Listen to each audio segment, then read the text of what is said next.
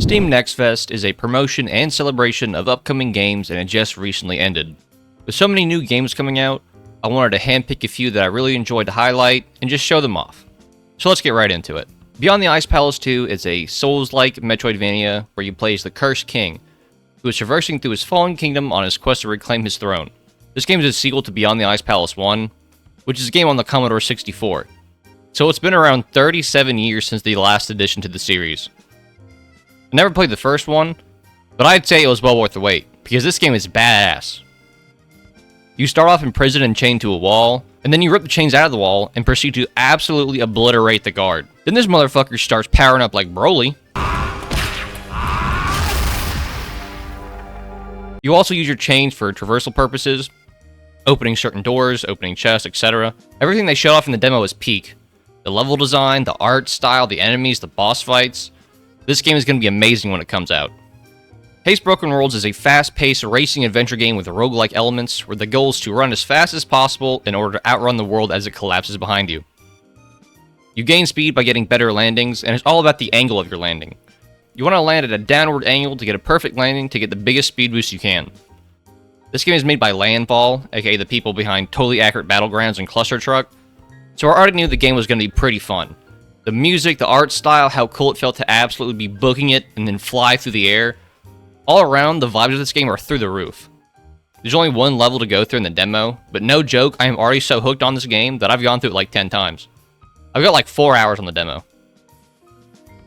In Mindwave, you play as Pandora, a girl who's entering a Mindwave tournament. Mindwave is a game where you link with your opponent's mind and experience their thoughts, memories, and feelings in short bursts called microgames. Basically, it's just futuristic dystopian WarioWare. And as someone who spent a large portion of their childhood playing WarioWare Twisted, this game seemed like it'd be right up my alley. And it is. This game perfectly captures the fun of WarioWare and perfectly blends it with its own style. What helps to make this game unique is that levels will have certain roadblocks you have to deal with that interfere with the microgames, such as the screen being turned upside down or pop-up windows appearing that you have to X out of. As We Descend is a roguelike deck builder where you must protect mankind's last city from hordes of monsters as the city descends into the core. This game operates in cycles. Some cycles involve you using cards in the city to interact with different locations in order to get new cards, currency, favor, which I'll talk about more in a second, or recruit new units. And there's a fair number of different units. You can also go on expeditions outside the city to collect key resources such as reactor rods, which will restore part of the city's force field, and other things. Other cycles involve you fending off a wave of monsters that are attacking the city. During combat, there are two important resources that you have to manage. Your action points, which is the red diamond number, and your favor, which is yellow. Action points dictate the amount of cards you're able to play per turn, but favor is a little different. Favor is a rarer resource, and it is used on certain cards which almost always give your units Empowered. Empowered is a single-use enhancement effect, which lets your unit's cards activate an additional effect which is found at the bottom of the card, but not all extra card effects need Empowered for them to be used. There are other factors such as which zone your unit is in, or if an enemy unit is staggered or not, and several other things. Demon Tides is an open-world 3D action platformer that reminds me a lot of A Hat in Time and Yooka-Laylee, and it's a sequel to Demon Turf. You play as Beebs, who has recently taken the title of Demon Queen, and after getting an invitation to another kingdom from her father, the crew begins to travel toward Ragnar's Rock. Unfortunately, the ship crashes into gigantic coral and the ship gets destroyed. You then have to run around and gather your friends that fell off the ship. Now we get into the meat and potatoes of this game.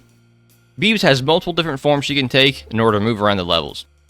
There's the bat form, which functions as a double jump, the spin form, which lets you travel farther while in the air, and the snake form, which just lets you zoom around real fast.